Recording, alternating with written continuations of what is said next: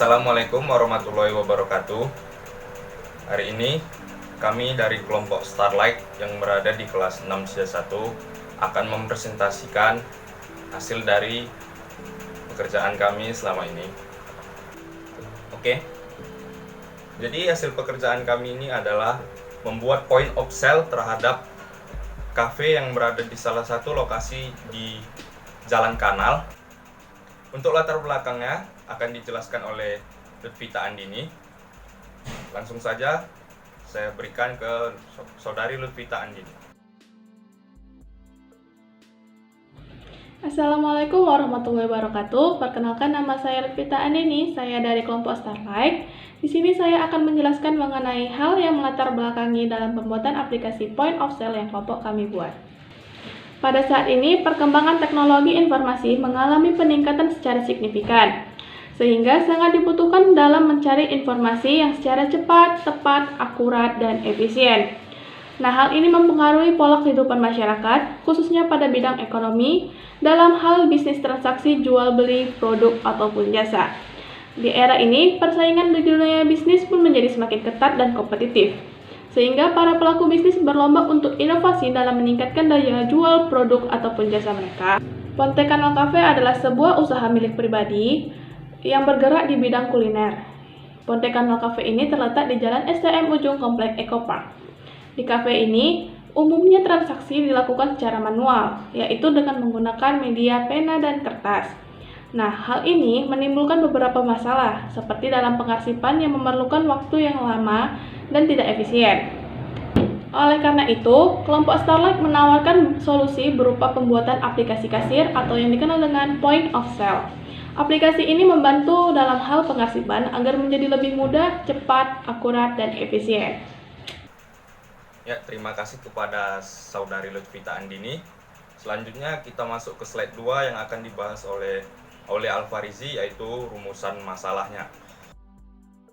Nama saya Aulia Alfarizi dari kelompok Starlight ingin menjelaskan slide kedua pada PowerPoint kami, yaitu rumusan masalah.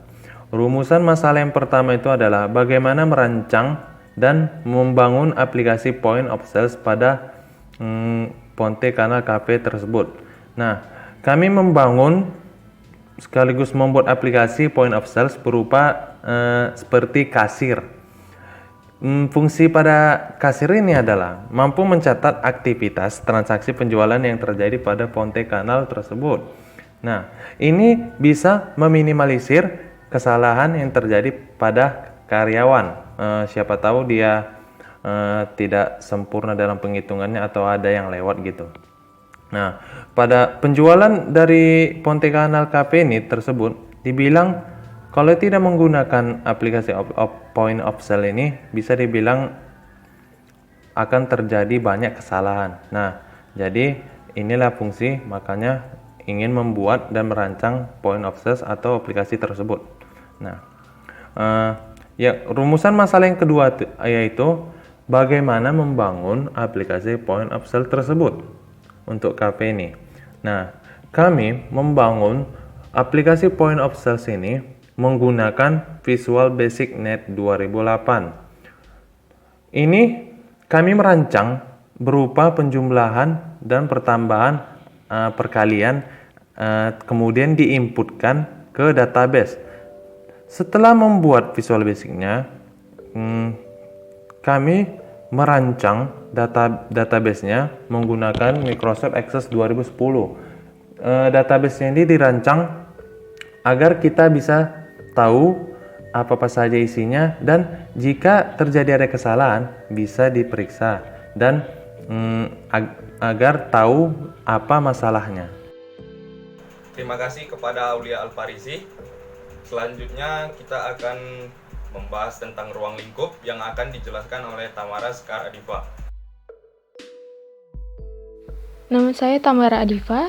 Di sini saya akan menjelaskan ruang lingkup pada tugas kami ini. Ruang lingkupnya ada 3, yang pertama pemesanan, lalu yang kedua pembayaran, dan yang ketiga adalah pelaporan customer. Pertama ada pemesanan. Sistem pemesanan yang sedang berjalan di Cafe Ponte Canal ini masih menggunakan cara manual. Setelah customer melihat dan memilih menu dari buku menu, Maka pelayan akan mencatat pesanan dari customer di semacam kertas atau di note kecil gitu. Untuk membantu kegiatan pemesanan ini, diperlukan dukungan sistem informasi yang baik. Selain untuk mempermudah pencatatan pesanan, juga untuk meminimalisir kesalahan yang terjadi dalam pencatatan. Lalu ada pembayaran. Tiap kali melakukan transaksi dalam sebuah kegiatan ekonomi, salah satu yang menjadi aktivitas pentingnya adalah pembayaran. Sistem pembayaran pesanan di Cafe Ponte Canal ini pun masih menggunakan cara manual. Jadi setelah customer selesai makan, mereka akan memanggil pelayan di kafe itu dan menghitung jumlah harga makanan yang dibayar. Lalu langsung membayarnya ke pelayan tersebut. Karena sistem yang berjalan dirasa belum optimal, kami rasa perlu adanya peningkatan. Hal ini untuk meningkatkan keakuratan dan kecepatan dalam pembayaran. Juga untuk memudahkan dalam pembuatan laporan keuangan di kafe tersebut. Nah, aplikasi kasir yang telah dikerjakan ini yang menjadi tugas kelompok kami, kelompok Starlight, untuk merancang dan membuatnya. Lalu yang terakhir adalah pelaporan customer. Pelaporan customer ini adalah hasil outputan berupa struk bill pembayaran yang diberikan kepada customer. Terima kasih kepada Tamara Sekar Adifa. Selanjutnya kita akan membahas tentang tujuan yang akan disampaikan oleh Asri Rahmi. Baiklah, saya Asri Rahmi akan melanjutkan pembahasan selanjutnya, yaitu pembahasan di slide 4 yang akan membahas tentang tujuan. Tujuan tersebut dibagi menjadi 2 bagian. Yang pertama tujuan pokok dan yang kedua adalah tujuan eksekutif. Saya akan menjelaskan secara singkat 2 tujuan tersebut. Baiklah, yang pertama adalah tujuan pokok. Tujuan pokok dari tugas proyek ini adalah membuat dan merancang sistem informasi menggunakan Visual Basic 2008 dan menggunakan database dari Microsoft Access 2010. Kemudian yang kedua adalah tujuan eksekutif. Tujuan eksekutif dari proyek ini adalah untuk mempermudah dalam pencatatan transaksi penjualan serta membantu menangani untuk pembuatan laporan. Terima kasih kepada Asri Rahmi. Selanjutnya kita akan membahas tentang manfaat yang akan dibawakan oleh Noviandi Tanjung. Saya Noviandi. Di sini saya akan sedikit menjelaskan apa saja manfaat yang diperoleh dari proyek yang kami kerjakan saat ini. Ada beberapa poin yang diperoleh. Yang pertama, memudahkan pelanggan dalam hal memesan. Maksudnya, customer dapat mengetahui bahwa stok makanan apa saja yang masih tersedia dalam menu, sehingga customer tersebut tidak akan memesan berulang kali karena stok makanan yang habis. Yang kedua, memudahkan kasir dalam melakukan transaksi.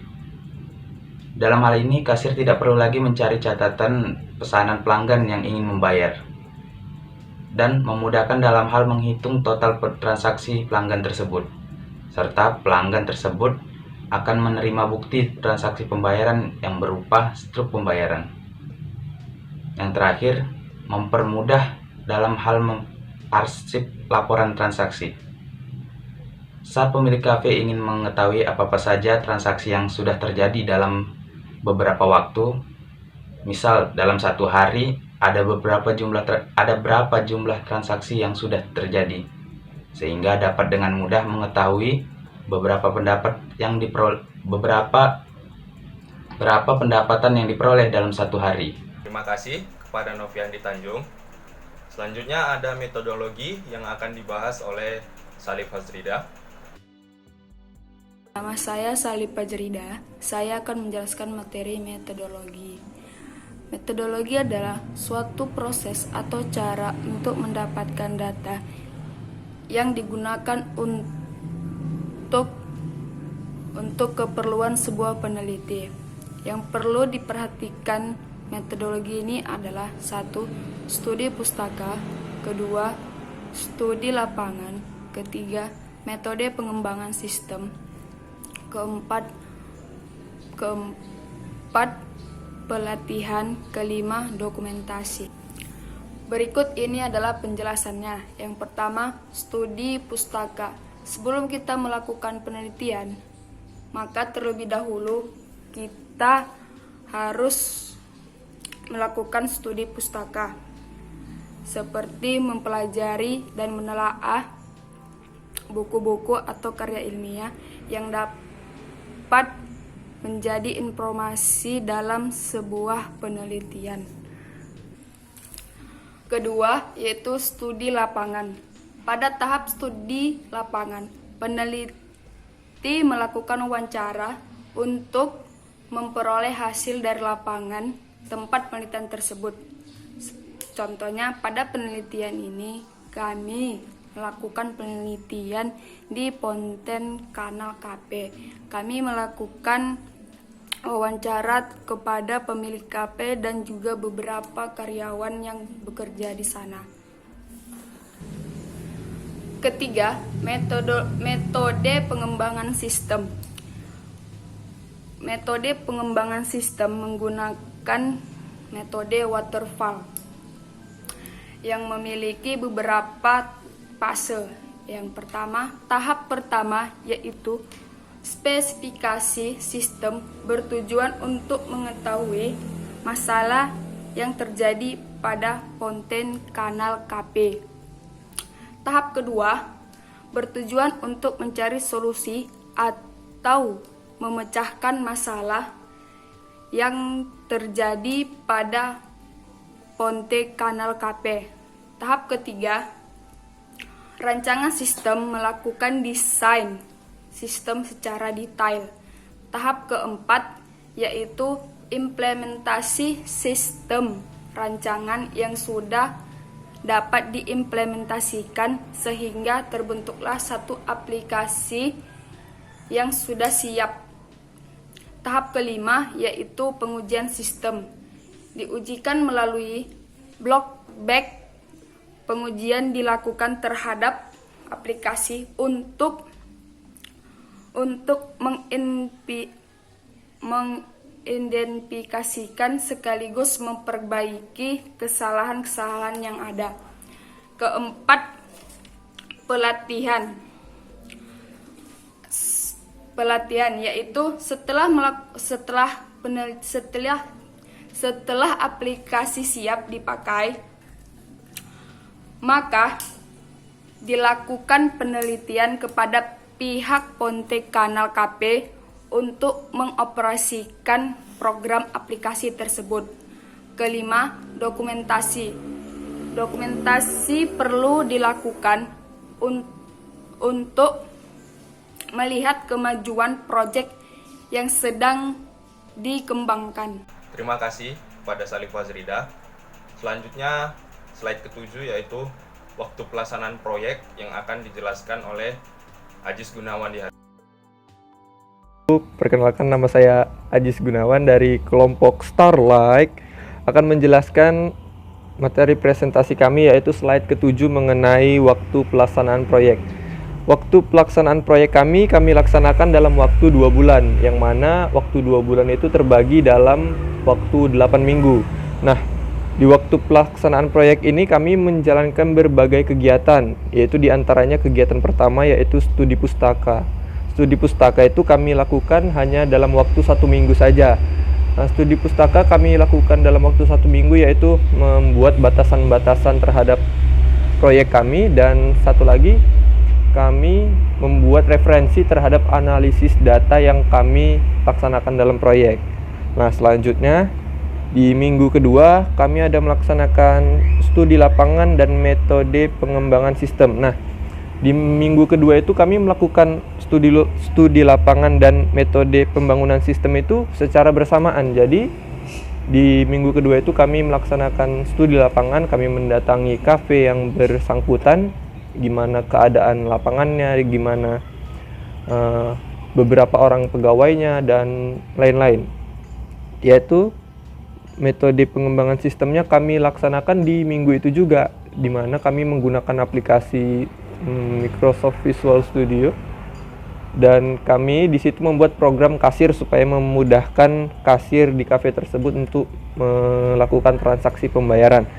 Lalu untuk kegiatan selanjutnya ada pelatihan. Nah, pelatihan di sini memakan waktu paling lama, yaitu di sini berkisar 4 minggu. 4 minggu itu kami membuat banyak waktu di situ di pelatihan itu supaya para pegawai yang nantinya hendak menggunakan aplikasi tersebut, sistem tersebut, dapat secara maksimal melaksanakan atau menggunakan sistem tersebut. Nah, jadi ketika pelatihan sudah diberikan secara maksimal, diharapkan para pegawai akan mudah mengerti dan tidak bertanya-tanya lagi mengenai bagaimana cara menjalankan sistem yang kami buat. Nah, lalu untuk 2 minggu terakhir, disitulah kami laksanakan pemeliharaan dari sistem kami. Nah, setelah diuji coba di kafe tersebut, kita lihatlah bagaimana perkembangan dari sistem itu, aplikasi tersebut. Lalu kami akan melakukan pemeliharaan selama 2 minggu, yang mana jika terdapat suatu crash atau error log, nah di situ kami akan mencoba untuk mengembalikannya kembali dan memfungsikan sistem kami sebagaimana mestinya. Nah, di waktu 8 minggu tersebut, kami setiap minggunya di setiap kegiatan melakukan proses dokumentasi juga, di mana di situ kami mengambil foto sebagai bukti dokumentasi kegiatan proyek kami. Nah, kami lakukan itu di setiap minggu, di setiap pelaksanaan proyek. Terima kasih kepada Ajis Gunawan Diharja. Selanjutnya ada tentang anggaran biaya yang akan saya sampaikan sendiri. Ya, bisa terlihat di dalam slide bahwa anggaran biaya itu terbagi 2, yaitu biaya persiapan dan biaya pengerjaan. Nah, di dalam biaya persiapan terdapat 2 tipe rekrutmen, yaitu ada software dan hardware. Di mana software yang kita butuhkan ini adalah Visual Basic Studio versi 2008. Kita nggak ambil yang orinya, kita hanya mengambil yang bajakan. Lalu untuk biaya di sini dibuat yaitu biaya untuk pendownloadan dari internet untuk aplikasinya sebesar 30.000. Lalu hardware ada 1 unit komputer dan 1 unit printer yang akan digunakan untuk hasil dari pekerjaan kami. 1 unit komputer dihargai sebesar 6 juta, lalu 1 unit printer dihargai sebesar 500.000. Maka totalnya adalah 6.530.000. Selanjutnya ada biaya pengerjaan. Untuk biaya pengerjaan ini seperti yang telah dijelaskan di atas, biaya pengerjaan ini terbagi-bagi seperti di waktu pelaksanaan proyek, yaitu yang pertama ada studi pustaka. Studi pustaka ini mempelajari tentang visual basicnya dari buku-buku tertentu, maka dikenakan biaya 50.000. Kedua ada studi lapangan, kita mensurvei langsung ke lokasi Ponte Canal Cafe, biayanya sekitar 50.000. Lalu ada metode pengembangan sistem, biayanya 200.000. Ada pelatihan ini ditujukan kepada karyawan-karyawan yang ada di Ponte Canal Cafe, biaya yang dikenakan sebesar 50.000. Lalu ada pemeliharaan, tentunya ada update-update-nya ke depan soal pemeliharaan ini, atau jikalau ada bug di suatu aplikasi pekerjaan kami maksudnya, maka bisa diupdate lagi oleh kami. Untuk pemeliharaan dikenakan 100.000. Lalu ada dokumentasi dikenakan 100.000 juga, dan ada biaya-biaya tak terduga atau biaya lain-lain dikenakan 200.000. Totalnya 750.000. Oke, sekian hasil presentasi dari kami. Lebih dan kurangnya mohon maaf. Wabillahi taufiq wal hidayah. Wassalamualaikum warahmatullahi wabarakatuh.